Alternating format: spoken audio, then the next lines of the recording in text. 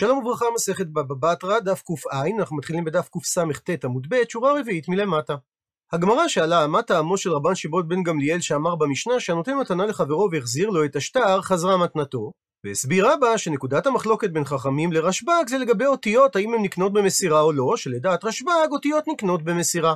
ובהקשר לכך מביאה הגמרא ברייתא ממסכת סנהדרין, שהגמרא תביא עליה 5 פירושים, שהראשון שבהם קשור ישירות לסוגיה שלנו. תנו רבנן, שנו רבותינו בברייתא ממסכת סנהדרין, הבא לדון בשטר ובחזקה, דהיינו, אדם שמחזיק בנכס והוא בא לטעון כנגד המערער על השדה שבידו על ידי שטר וחזקה, שהוא טוען קרקע זה קניתי ממך ועדיין שטר המחירה נמצא בידי, ובנוסף לכך גם יש לי עדים שאכלתי שני חזקה. הדין שהוא נידון בשטר, אלו דברי רבי. רשב"ג לעומת זאת אומר שהוא נידון בחזקה. עד לכאן ציטוט הברייתא, ושואלת הגמרא במאי מפלגי. מה נקודת המחלוקת בין רבי ורשב"ג, ומתוך כך נדע פירוש הברייתא? ומביאה הגמרא את ההסבר הראשון לברייתא, כי עתה, כשבא רב דימי מארץ ישראל לבבל, הוא אמר שבאותיות נקנות במסירה כמפלגי.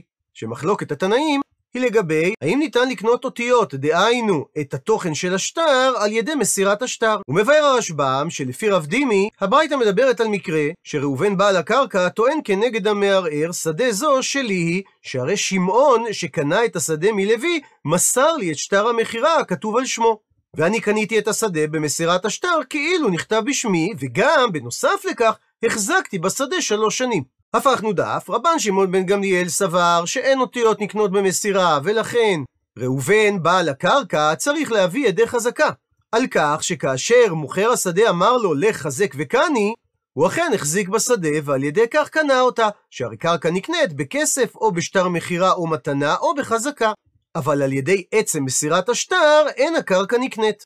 ורבי לעומת זאת סבר אותיות נקנות במסירה, כך שעל ידי השטר שמסר שמעון לראובן נקנתה לו השדה, משום שרבי סובר שאותיות נקנות במסירה, ולכן הוא לא צריך להביא בנוסף לכך עדים על החזקה. ונעזר בטבלה הבאה כדי לעקוב אחרי מהלך הסוגיה. רב דימי טוען שנקודת המחלוקת בין רבי ורשב"ג זה האם אותיות נקנות במסירה, והמקרה עליו דיברה הברייתא שראובן טוען כנגד המערער, שדה זו שלי היא, שהרי שמעון שקנה אותה מלוי מסר לי את שטר המחירה הכתוב בשמו, וקניתי את השדה על ידי מסירת השטר כאילו נכתב בשמי, ובנוסף לכך גם החזקתי בשדה תקופה של 3 שנים. אז רבי שטוען שאותיות כן נקנות במסירה, מספיקה מסירת השטר כדי להקנות את השדה ללוקח, ורשב"ג לעומת זאת שאומר שאותיות לא נקנות במסירה, השדה לא נקנתה על ידי השטר וצריך הלוקח להביא עדים על החזקה. אמר לי מקשה אביי על רב דימי, אם כן כדבריך, שזו נקודת המחלוקת בין רשב"ג לבין רבי, פלוגתא דלמר? אז אתה חולק על דברי רבא בעמוד הקודם שאמר שלשיטת רשב"ג אותיות נקנות במסירה. אמר לי, ענה לו רב דימי ותפלוג, או בעברית מדוברת, so what, אז מה אם אני חולק על רבא? אמר לי, הסביר לו אביי, הכי כאמינא לך, ככה התכוונתי לומר לך, מתנית לא מתרצה, אלא כדמתרץ אמר. לא ניתן לתרץ ולהסביר את דברי רשב"ג בברייתא מהעמוד הקודם, אלא כהסברו של רבא. ואם כן, אז קשיא דרבן שמעון בן גמליאל דרבן שמעון בן גמליאל. שהרי לפי הסברו של רבא, רשב"ג אומר שאותיות נקנות במסירה, ואילו אתה רב דימי אומר שלפי רשב"ג אין אותיות נקנות במסירה. אלא משום קושיה הזו אמר אביי, הסבר שני לברייתא. אחא במאי עסקינן? כאן בברייתא באיזה מציאות מדובר? בשטר מחירה סטנדרטי שכתב בו מוכר ללוקח זה, כדין כל קרקע נקנית בשטר. וכגון שנמצא אחד מהן מהעדים שחתומים על השטר קרוב או פסול, ובפלוגתא דרבי מאיר ורבי אלעזר כמפלגי. ונחלקו רבי ורשב"ג במחלוקתם של רבי אלעזר ורבי מאיר. רבי סבר לה כרבי אלעזר דאמר עדי מסירה קרתי, ורבן שמעון בן גמליאל סבר לה כרבי מאיר דאמר עדי חתימה קרתי. ומבאר הרשב"ג, רבי סבר כרבי אלעזר שאמר במסכת גיטין שאין העדים חותמים על הגט אלא מפני תיקון העולם, כדי שניתן יהיה לקיים את הגט במידה ועדי המסירה ימותו או ילכו למדינת הים. אבל עדי המסירה הם אלה שגורמים לכריתות של הגט, שמה שכתוב בתורה וכתב לה, הכוונה לכתיבת הגט לחוד בלא חתימת עדים עליו, כך שבעצם גט שאין עליו עדים הוא גט כשר, וצריך למסור אותו הבעל לאישה בפני עדים. וכך גם לעניין גט שחתום עליו קרוב או פסול, שזה כאילו אין עדים בשטר, ולכן אמר רבי שנידון בשטר בלא עדי חזקה, שהוא צריך להביא עדים שנכתב השטר ונמסר לו בפניהם שהשדה נקנה לו בשטר, אף על פי שאין בשטר עדים כשרים. ורבן שמעון בן גמליאל אומר שרק על ידי חזקה יכול הקונה לקנות את הקרקע, משום שהוא סובר כרבי מאיר שעדי חתימה הם העיקר, שרבי מאיר מסביר שמה שכתבה התורה וכתב לה מתייחס לחתימת העדים. ומשום כך סובר רשב"ג ששטר בלא חתימה של עדים כשרים אינו יכול לייצר קניין. ושוב נעזר בטבלה, זאת אומרת שלשיטת אביי נקודת המחלוקת היא בפלוגתא דרבי מאיר ורבי אלעזר, האם עדי מסירה קרתי או עדי חתימה קרתי. והמקרה עליו דיברה הברייתא שיש שטר מכירה סטנדרטי שנמצא אחד מהעדים שלו קרוב או פסול. ורבי סבר כרבי אלעזר דאמר עדי מסירה קרתי, ולכן זה שאחד מהעדים החתומים על השטר הוא קרוב או פסול, הוא לא פוסל בכך את השטר, ועל ידי עדי מסירה יכול הקונה להחזיק את הקרקע בידו. רשב"ג לעומת זאת סובר כרבי מאיר דאמר עדי חתימה קרתי, ולכן זה שאחד מהעדים קרוב או פסול הוא פוסל בכך את השטר, ואין ברירה לקונה אלא להעמיד את הקרקע בידו על ידי עדי חזקה. מקשה הגמרא על פירושו של אביי, והאמר רבי אבא שמודה היה רבי אלעזר במזויף מתוכו שהוא פסול, שדווקא גט שאין בו כלל עדים אמר רבי אלעזר שהוא כשר, משום שהתורה הקפידה על ידי המסירה. אבל גם רבי אלעזר מודה שאם עדים חתמו שקר או שמדובר על עדים פסולים בתוך הגט, אז הגט פסול. אלא מכוח קושייה זו אמר רבי אבינה שאכן הכל מודים, דהיינו גם רבי וגם רשב"ג, שאם כתוב בו בשטר את הלשון הבאה שכתבו בית דין, הוזקק לו לעדותן של עדין ונמצאת עדותן מזויפת, ששטר כזה שהוא פסול, כדרבי אבא שאמר שגם רבי אלעזר מודה במזויף מתוכו שהוא פסול. אלא מביא רבי אבינה פירוש שלישי לברייתא, לא נחלקו רבי ורשב"ג אלא בשטר שאין עליו עדים כלל. דרבי סבר לה כרבי אלעזר דאמר עדי מסירה קרתי, ורבן שמעון בן גמליאל סבר לה כרבי מאיר דאמר עדי חתימה קרתי. זאת אומרת שלפי רבי אבינה נקודת המחלוקת לא השתנתה, היא עדיין תלויה במחלוקתם של רבי מאיר ורבי אלעזר, האם עדי מסירה קרתי או עדי חתימה קרתי. מה שהשתנה זה המקרה עליו דיברה הברייתא, שמדובר על שטר שאין עליו עדים כלל, שלפי רבי שסבר כרבי אלעזר שעדי מסירה קרתי, השטר הזה כשר, והקונה צריך להביא עדי מסירה על מסירת השטר. אבל לעומת זאת רשב"ג שסובר כרבי מאיר שעדי חתימה קרתי, אז שטר שאין עליו עדים הוא לא שטר בכלל, ולכן הקונה לא יכול להיעזר בשטר אלא צריך להביא עדים על החזקה. והיא בהתאמה, ואם תרצה תאמר פירוש רביעי לברייתא שבמודה בשטר שכתבו צריך לקיימו כמפלגי, שנחלקו רבי ורשב"ג במקרה בו מודה המערער שהוא כתב את השטר שנמצא ביד המחזיק בקרקע, אלא שאומר המערער לא מכרתי לך את השדה וממני נפל השטר ואתה מצאת אותו. דרבי סבר שהיות שהמערער מודה בשטר שכתבו, אז הדין שהאוחז בשטר אין צריך לקיימו. ורבן שמעון בן גמליאל לעומת זאת סבר שבמקרה כזה האוחז בשטר צריך לקיימו. ומבאר הרשב"ם שהסיבה שלדעת רשב"ג האוחז בקרקע צריך לקיים את השטר, מפני שהשטר אינו מועיל לו כל זמן שהוא לא נתקיים על ידי אחרים, אף על פי שזה המערער מודה שהוא כתב אותו. מפני שאם אתה מאמין לו בזה שהוא אומר שהוא כתב את השטר, אז תאמין לו גם למה שהוא אומר שהוא לא מכר את השדה. ואילו רבי סובר שזה לא דומה לשאר דינים שהפה שאסר הוא הפה שהתיר, כי אפילו אם היה זה המערער אומר לא כתבתיו, לא היה לנו לחשוד את זה הלוקח שהוא זייף את השטר, כי לא נחשדו ישראל לעשות שטרות מזויפים, אלא שהחמירו חכמים להצטרך לקיים את השטר היכן שיש עליו ערעור. וממילא, כאשר אמר המערער אני אכן כתבתי את השטר, אז אין סיבה שלא נאמין למי שהשטר בידו שמדובר על שטר תקין.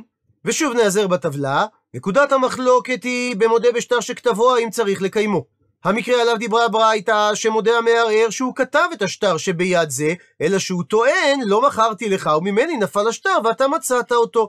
רבי אמר נידון בשטר, כי הוא סובר שהיות שהמערער מודה שהוא כתב את השטר, אז אין המלווה צריך לקיימו, ורשב"ג לעומת זאת אומר שהיות שמודה בשטר שכתבו עדיין צריך לקיימו, אז המחזיק בשדה צריך או להביא עדי קיום לשטר, או להביא עדים על 3 שנות חזקה. מקשה על כך הגמרא, והאיפכא שמינן להו. והרי יש סוגיה במסכת בבא מציעא ממנה שומעים ששיטות רבי ורבן שמעון בן גמליאל הם בדיוק להפך. דתניא, שאומרת הברייתא במסכת בבא מציעא, 2 אדוקים בשטר הגיעו לפני בית דין. המלווה אומר, השטר שלי הוא ונפל ממני, ומצאתו. והלווה אוחז איתי בשטר שלו כדין, שהרי הוא לא פרע לי את השטר. והלווה מצידו אומר, אכן השטר הזה שלך הוא, והוא לא מזויף, אבל הוא פרעתיו לך. ואתה המלווה אוחז בו שלא כדין. הדין במקרה כזה שיתקיים השטר בחותמיו, דהיינו שהמלווה יקיים את השטר והלווה לא נאמן לומר פרעתי. אלו דברי רבי. רבן שמעון בן גמליאל חולק ואומר שהם יחלוקו בשטר, דהיינו שהמלווה יכול לגבות רק חצי מהחוב. עד לכאן ציטוט הברייתא, ואבינן בא ודנו בברייתא הזאת במסכת בבא מציעא ושאלנו, ולייתלה לרבי, האם רבי לא סובר עד אתנן את הדין במשנה שפותחת את מסכת בבא מציעא, שניים אוחזין בטלית, זה אומר אני מצאתיה וזה אומר אני מצאתיה, שהדין זה יישבע שאין לו בה פחות מחציה וזה יישבע שאין לו בה פחות מחציה ויחלוקו, שזה לכאורה בדיוק זהה למקרה בברייתא. ואמר על כך רבא, שאמר רב נחמן את התשובה הבאה, שבמקוים דכולי עלמא לא פליגי, אין מחלוקת בין רשב"ג לבין רבי שהדין די יחלוקו, מפני ששטר מקוים הוא כמו כסף מזומן, וזה מקרה שזהה למשנה של שניים אוחזין בטלית. כי פליגי, אבל המקרה בו נחלקו רבי ורשב"ג בברייתא מדבר על שטר כזה בשאינו מקוים, ורבי סבר שמודה בשטר שכתבו המחזיק בשטר צריך עדיין לקיימו, ואם מקיים לי, ואם הוא יקיים אותו, אז דינו ככסף מזומן ששניהם תפסו, ולכן גבי פלגה, יגבה המלווה חצי מהחוב. ואם המלווה לא יקיים אותו, אז הרי השטר הזה חספא בעלמא הוא, ערכו כסתם חרס. ורבן שמעון בן גמליאל לעומת זאת סבר, שכאשר המערער מודה בשטר שכתבו, אז המחזיק בשטר אין צריך לקיימו, ומשום כך, השטר שהם אוחזים בידיהם הוא כמו כסף מזומן, ולכן הדין ויחלוקו. הרי שקשה ממסקנת הסוגיה במסכת בבא מציעא על הפירוש הרביעי שהבאנו לברייתא. מתרצת הגמרא היפוך, תהפוך את דברי התנאים במסכת בבא מציעא, ואז יהיה תואם לפירוש שהבאנו לברייתא. והיא באי תימא, ואם תרצה תאמר שלעולם לא תהפוך, לא צריך להפוך את הגרסה של הדברים בבבא מציעא, אלא הכה כאן אצלנו בברייתא בלברר כמפלגי. מבאר הרשב"ם שהברייתא דיברה שאדם שטוען למערער שני מיני חזקות יש לי, אחת זה שיש בידי עדיין את שטר המכירה שעשית לי על זה השדה, ואחת נוספת שיש לי ידי חזקת 3 שנים. ועל המקרה הזה אמר רבי נדון בשטר, דהיינו צריך לברר ולאמת את דבריו ולהביא את השטר כמו שהוא טען, ואם הוא יביא ידי חזקה בלא לאמת את השטר זה לא יועיל לו כאן, מאחר שזה השני עומד ומערער, לא מסרתי לך שטר מעולם ולא מכרתי לך ושלא כדין החזקת, ועלה טוען כנגד שטר יש עדיין בידי. אמנם אילו הוא לא היה טוען כך היה די לו בידי חזקה, כפי שלמדנו בדף כ"ט שרק עד תקופה של 3 שנים דורשים מאדם להיזהר לשמור על שטרו ולא יותר מכך. רבן שמעון בן גמליאל לעומת זאת סבר שגם במקרה הזה נדון בחזקה לבדה, כאילו הוא בא לדון בחזקה לבדה בלא שטר. וכל שכן שאם הוא הביא שטר מכירה הוא לא יצטרך להביא גם עדים על החזקה, כי אין אדם צריך לברר את כל הטענות שהוא טען שלא לצורך. וכשם שאילו היה טוען בהתחלה עבד שטרי ויש לי חזקה על 3 שנים היינו מסתפקים בכך, אז גם כאשר הוא טוען יש לי שטר בנוסף לחזקה, ניתן להסתפק בחזקה בלא אימות השטר. זאת אומרת שלפי הפירוש החמישי של הברייתא לא צריך להפוך את גרסת האומרים בברייתא בבבא מציעא לגבי מודה בשטר שכתבו צריך לקיימו, כי המחלוקת בברייתא אצלנו היא לגבי אדם שטוען שיש לו 2 מיני חזקות, גם את שטר המכירה וגם עדי חזקה, שגם רבי מסכים שאם הוא לא היה אומר ששטר המכירה בידו ניתן היה להסתפק בעדי החזקה, אבל ברגע שהוא טען לבית הדין שיש לו שטר מכירה והמערער טוען שהוא מעולם לא נתן לו שטר כזה, אז חייב הנתבע לקיים את השטר. רשב"ג לעומת זאת סובר שלא את כל הטענות שאדם אומר הוא צריך גם להוכיח, ומספיק שהוא יוכיח על ידי עדי חזקה שאכן הקרקע היא שלו. ואומרת הגמרא שההסבר הזה כיהה הוא דומה למה שהיה עם דרב יצחק בר יוסף, שהיה ומסיק ביזוזי שהוא הלווה כסף ברבי אבא ותבע אותו לדין. עתה לקמי בא דיון לפני דרבי יצחק נפחא, ואמר בדיון רבי אבא לרב יצחק בר יוסף, פרעתיך בפני פלוני ופלוני. אתה כנראה באותו זמן היית עסוק בלימוד ולכן אתה לא זוכר את זה. אמר לרבי יצחק לרבי אבא, אז יבואו פלוני ופלוני ויעידו לטובתך. אמר לי, שאל אותו רבי אבא, אי לא עתו לא מהימנה? וכי אם לא יבואו העדים להעיד לטובתי אני לא אהיה נאמן לומר פרעתי אפילו בלא עדים? והקיים עלן שההלכה היא שהמלווה את חברו בעדים אינו צריך לפורו בעדים. אמר לי, ענה לו רבי יצחק, אנא בהאי, אני בדבר הזה כשמעתא דמר סבירה לי. אני סובר כדעתך. דאמר רבי אבא, אמר רב עדה בר אהבה, אמר רב, האומר לחברו פרעתיך בפני פלוני ופלוני, צריך שיבואו פלוני ופלוני ויעידו. אמר לי, ענה לו רבי אבא, והאמר רב גידל אמר רב, הלכה כדברי רבן שמעון בן גמליאל, שאמר שאדם שטוען שיש לו שני מיני חזקות, גם את שטר המכירה וגם את עדי החזקה, הוא נידון אף בחזקה לבדה. כיוון שמלכתחילה הוא לא היה צריך לטעון שטר יש בידי, מאחר שאכלה שני חזקה. והוא לא צריך לברר את דבריו שירבה לטעון טענות שאין בהם צורך. אז כך גם אני טוען רבי אבא, כיוון שבאופן עקרוני אני יכול לפרוע את החוב בלא עדים ואני נאמן על כך, אז למרות שאמרתי בדיון שהפירעון בוצע בפני פלוני ופלוני, אני לא צריך לברר ולהביא את העדים הללו. ומעיקר הדין הלכה כרבן שמעון בן גמליאל. אבל מוסיף רבי אבא ואומר, ואף רבי שחלק על רבן שמעון בן גמליאל, לא אמר שהנתבע צריך להביא ראיה לדבריו, הפכנו דף אלא לברר. משום שסבר רבי שצריך הנתבע לברר את דבריו אחרי שהוא טען יש לי שטר. אבל גם רבי מודה שאם הוא לא היה טוען כך, אז הוא לא היה צריך להביא אלא עדי חזקה בלבד. אז אם המחלוקת של רבי ורשב"ג זה רק לעניין האם חובה לברר את הטענה המיותרת שאמר הנתבע, אז מסתבר כדברי רב גידל אמר רב, שהלכה כרבן שמעון בן גמליאל, שאין לו לנתבע להפסיד בשביל שהוא דיבר יותר מדי. אמר לי, ענה לו על כך רבי יצחק נפחא, אנא נמי לברר כאמינא. גם מה שאני אמרתי, זה בשיטת רבי, שאני סובר שהלכה כמותו, שאם הנתבע לא בירר את דבריו, הוא הפסיד. ואומרת המשנה, מי שפרע מקצת חובו, הוא מבאר הרשב"ם שמדובר במיל ובשטר, ויש חשש שאם נשאיר את השטר כמות שהוא בידי המלווה, הוא יחזור ויתבע את כל חובו. רבי יהודה אומר, יחליף, דהיינו, יקראו את השטר המקורי ויכתבו שטר אחר לפי החשבון הנשאר מזמן ראשון. זאת אומרת שבניגוד לשטרות רגילים, שהזמן שכותבים בהם תואם לזמן בו השטר נכתב, בשטר הזה ישאירו את התאריך המקורי מהשטר הראשון. רבי יוסי לעומת זאת חולק ואומר, יכתוב שובר, וישמרהו הלווה אצלו, כך שאם המלווה יבוא לתבוע את כל החוב, הלווה יוציא כנגדו את השובר. אמר רבי יהודה לרבי יוסי, אז נמצא זה הלווה צריך להיות שומר שוברו מן העכברים, ואם הוא יאבד את שוברו, אז יחזור המלווה ויוכל לגבות את כל החוב. אמר לו רבי יוסי, נו אז מה, כך יפה לו, ולא ירע כוחו של זה. הוא מבאר הרשב"ם שזכותו של המלווה לגרום לכך שיהיה הלווה בדאגת שימור שוברו, ומשום החשש שהוא יאבד את שטרו, הוא יזדרז לפרוע את ההלוואה, ולא יורע כוחו של המלווה, שאם נחליף לו את השטר הישן בשטר חדש, אז הוא בעצם יאבד את אמצעי הלחץ לפירעון החוב בגלל החשש לאיבוד השובר. וזה תואם לדברי הפסוק במשלי, עבד לווה לאיש מלווה. ואומרת הגמרא שאמר רב הונא אמר רב, אין הלכה לא כרבי יהודה ולא כרבי יוסי. לא כרבי יהודה שאמר שיחליף את השטר הישן בשטר חדש, ואפילו לכתוב לו בשטר החדש מזמן ראשון על ידי עדים בלא בית דין. משום שאין כוח ביד העדים לקרוא את השטר הראשון ולהחליף אותו בשטר חדש, שבו הם יכתבו שניתן לגבות מהזמן שהיה כתוב בשטר הראשון. אבל גם אין הלכה כרבי יוסי שאמר שהמלווה ישמור אצלו את השטר הראשון וכותבים שובר ללווה, כי אז צריך הלווה לשמור את שוברו מן העכברים. אלא מה רב, הדין במקרה כזה שבית דין מקרעין את השטר הראשון וכותבים לו למלווה שטר אחר, וכותבים בשטר הזה שמהזמן הראשון שהיה בשטר הראשון הוא יכול לגבות את חובו.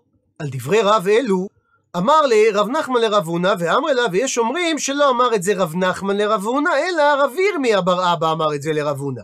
השמיע לרב הברייתא.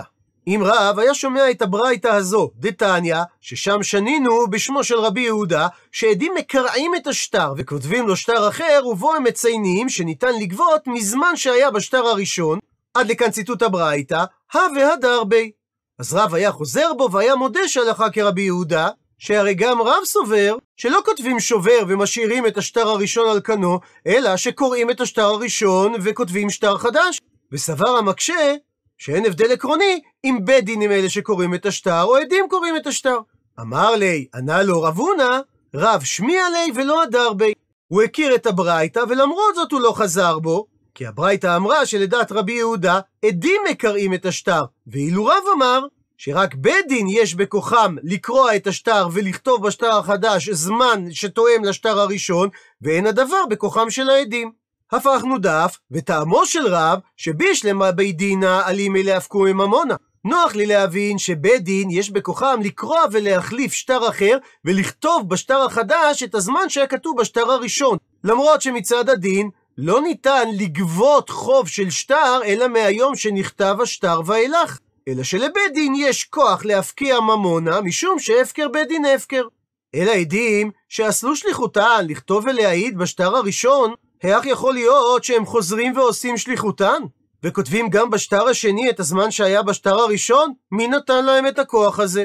בקשה הגמרא על דברי רב הונא ולא, וכי אין עדים חוזרים ועושים שליחותן? והאמר רב יהודה אמר רב, עדים כותבים אפילו 10 שטרות על שדה אחת. זאת אומרת שאם אדם קנה שדה ואיבד את שטר המכירה, הוא יכול להגיד לעדים לכתוב שטר אחר במקום השטר שהוא איבד. אז מדוע אתה רב הונא מסביר את דעת רב על פי העיקרון שאין לעדים כוח לחזור ולעשות את שליחותן? הוא מביא על כך הגמרא 2 תירוצים. תירוץ ראשון, רב יוסף אמר שלעולם אכן אין כוח בידם של עדים לחזור ולכתוב שטר אחר לגבות מהלקוחות. ומה שאמר רב יהודה אמר רב, שעדים כותבים אפילו 10 שטרות על שדה אחת, שם מדובר בשטר מתנה שאין בו אחריות. וכיוון שכולם יודעים שהוא נתן לו את השדה, אז למה לא יכתבו לו שטר מתנה אחר להיות בידו לעדות, כדי שתעמוד הקרקע בידיו? תירוץ שני, רבא אמר שאפילו בשטר מכירה אמר רב יהודה בשם רב שעדים כותבים 10 שטרות, כי מדובר על שטרות כאלה שאין בהם אחריות. אז גם כאשר כותבים שטרות חדשים, זה לא יוצר שעבוד חדש הנכסים משועבדים. מה שאין כן שטר חוב שניתן לגבות באמצעותו מנכסים משועבדים, כפי שמדובר במשנתנו, במקרה כזה אמר רב, שרק לבית דין יש את הסמכות לקרוע את השטר הישן ולכתוב שטר חדש ולציין בו את הזמן של השטר הראשון. עד לכאן דף ק"ע. למעוניינים בהרחבה, בפירוש החמישי לברייתא אמרנו שהמקרה עליו דיברה הברייתא זה על אדם שטוען שיש לו 2 מיני חזקות, גם שטר מכירה וגם עדי חזקה. ואמר רבי שהוא צריך לברר ולאמת את דבריו, אפילו שהוא בעצם הרבה לטעון מה שאין צריך. מה שמזכיר לנו את שאלת הקיטבג המפורסמת. קודם כל נזכר מה זה קיטבג. קיטבג מגיע מהז'רגון הצבאי הבריטי, קיטבג. על פי האקדמיה ללשון העברית צריך לקרוא לזה שק חפצים. זה שק או תיק עשוי בד או ארי גבה בצורת גליל, אשר נקשר מצידו אחד. שאלת קיטבג היא ביטוי סלנג צה"לי, המתאר שאלה טיפשית ומיותרת, שהתשובה עליה ברורה מראש, שאלה גורמת נזק לשואל השאלה, ולעיתים אף זה יגרום נזק לסובבים אותו. בעיית שאלת הקיטבג דרך אגב היא סוגיה קלאסית בתורת ההחלטות. מקורו של הביטוי הוא מצב כאשר חיילים שקיבלו פקודה לנוע ממקום למקום, שאלו את המפקדים שלהם אם עליהם לקחת עמם את שק הציוד האישי, דהיינו את הקיטבג, והתשובה הייתה כמובן שיש לקחתו, למרות שלא היה צורך אמיתי לקחתו, דבר אשר יקשה על החייל. כיום הביטוי שגור בישראל גם בתחומי חיים שאינם צבאיים, בדרך כלל שאלות קיטבג הן שאלות כן או לא, או שהן שאלות של מה צריך לעשות.